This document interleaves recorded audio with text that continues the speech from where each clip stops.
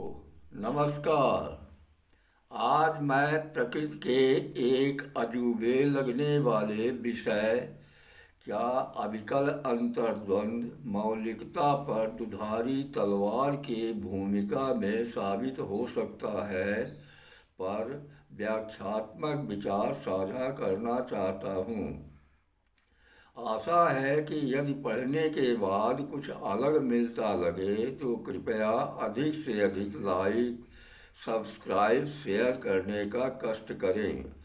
यह वीडियो मेरे YouTube channel पर भी मिल सकेगा।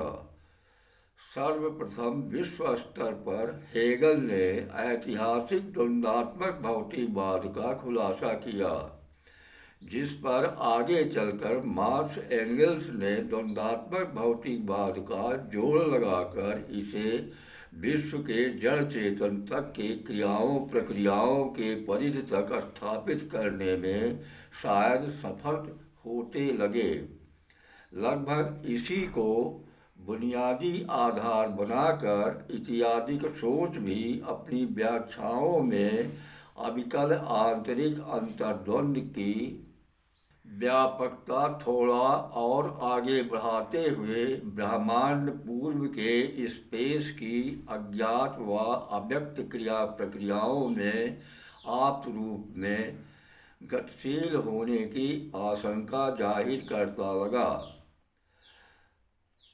बारीक अध्ययनों से जाहिर होता है कि दुनिया के विद्वान यह मानते लगे कि उक्त चर्चित ऐतिहासिक द्वंद्ववाद व द्वंद्वात्मक भौतिकवाद की व्यापकता पर इतनी बारीकी से गंभीर व्याख्या करने की कोशिश की गई है कि पूरे ब्रह्मांड व उसके छोटी से बड़ी सृष्टियों के मौलिक इकाई में सूक्ष्म से स्थूल तक के विकास या विनाश अंतर्द्वंद व द्वंद्व से ही अपने लक्ष्य तक पहुँच सकता है को लगभग अकाट्य साबित करने का भी प्रयास करते रहे।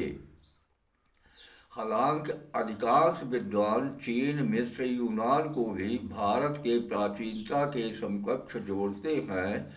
इस बारे में जो साक्ष्य मिलते हैं उसके अनुसार तब उक्त तीनों देशों के लोग समय समय पर भारत आते जाते और कुछ अस्थायी रूप से बसते भी रहे। भारतीय वैदिक दर्शन अपने अस्तित्व से अब तक एक ही रूप में कायम रहा माना जा सकता है। मानव समाज में आस्था ही हमेशा से पूरे लोगों के जीवन संघर्ष तथा जीवन के बाद भी चिंता के लिए मुख्य आधार बनता रहा। यदि उसमें किसी वजह से सामने या दाएं बाएं से मत विभाजन या टकराव पैदा हो जाता है तो उसकी निर्मलता संदिग्ध मानी जा सकती है। विश्व में स्थापित तीन अन्य मत ईसाई, कैथोलिक, प्रोटेस्टेंट, इस्लाम, शिया सुन्नी, सिख, पाग दाढ़ीधारी व पागहीन तो अभी अभी लगभग 1500 वर्ष के आसपास पूर्व आए होंगे, जबकि सिख मत और भी बहुत पीछे आया होगा। लेकिन इसके बावजूद ये बहुमुखी द्वंद्व विरोधी शाखाओं के होड़ से नहीं बच पाए। इनमें भी कहीं कहीं 2 या 3 या उससे भी अधिक शाखाएं समय समय पर बनती रही, जिससे ऐसा लगता है कि इनके मतावलंबियों के दिल दिमाग में वह प्रभाव तो नहीं ही रह गया होगा जो मौलिक धर्म के तेज से रह सकता था।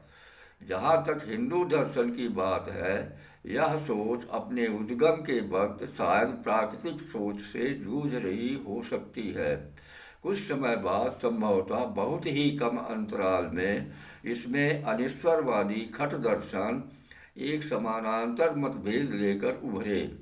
फिर अपने अंतर्विरोधों के साथ जैन, दिगंबर, श्वेतंबर, बौद्ध दर्शन, हीनयान, महायान, वज्रयान, अंत में मार्क्सवाद के साथ विज्ञान जैसे विपरीत सोच समय समय पर सामने आते रहे।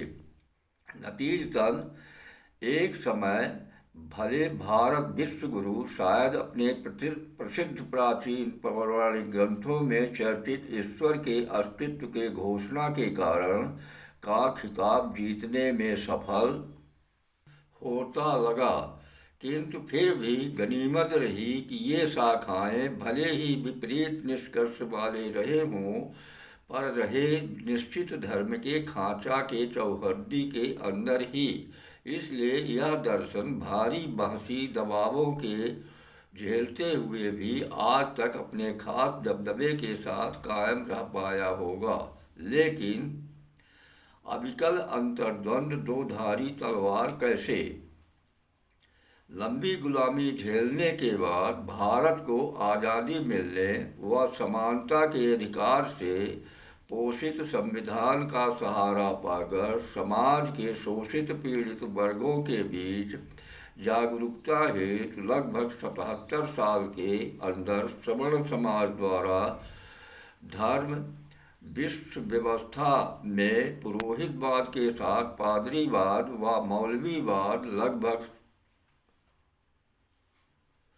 सभी ने अपनी सत्ता पोषित इच्छा को अन्य कमजोरों पर लादते लगे का सहारा लेकर हजारों सालों से शेष पिछड़े लोगों को गुलाम बनाए रखने व उनके भारी उत्पीड़न किए जाने के खिलाफ इतना जबरदस्त सामाजिक आंदोलन चलाया गया कि वह वर्ग जो कभी धार्मिक कर्मकांडों के लिए सर्वथा अछूत माना जाता रहा, वह अब बहुमत के आधार पर पहले पूरे मौलिक धर्म को राजनीति के अंदर घसीटा, फिर सत्ता पर कब्जा कर उसके बल पर आस्था सोच के उच्च शिखर पर विराजमान होकर उसे ही अपने प्रहारों का हथियार बना अपने अघोषित एजेंडे को पूरा करता लग रहा है और इतनी नाजुक स्थिति तैयार करता लग रहा कि जो कभी इस आस्था सोच के सर्वशक्तिमान हस्तियां माने जाते रहे, अब दूध की मक्खी की तरह बाहर धकेलते लग रहे हैं। उल्लेखनीय है कि इतिहास साक्षी हो सकता है कि जब सम्राटों से पोषित एक अंतर्राष्ट्रीय बने मत में का पालकों व भिक्षुणियों का वर्चस्व बना, वह मत लड़खड़ाते लड़खड़ाते अंततः लगभग भारत से बाहर जाता लगा। शायद ऐसा ही मंजर विश्व के शेष बचे मतों के बीच भी बनते लग रहे हैं।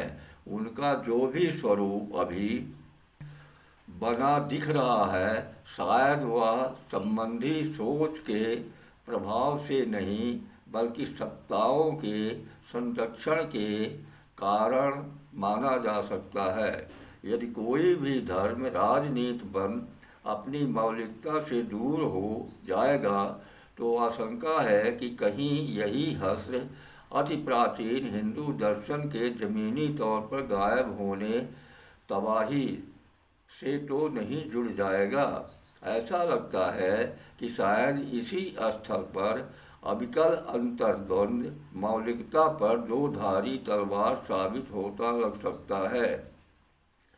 यदि संयोग से कभी ऐसा होता लगा, तो भावी मानव समाज में शायद बनी वह स्थिति चारवाक दर्शन धर्म जाति के नेटवर्क विहीन समाज के राहों को आसान बना सकता है, अर्थात आदिम सोच से पुनर्मिलन, और तब यही सोच मानव समाज को प्राकृतिक जीवन शैली अपनाने को प्रेरित कर सकती है। धन्यवाद।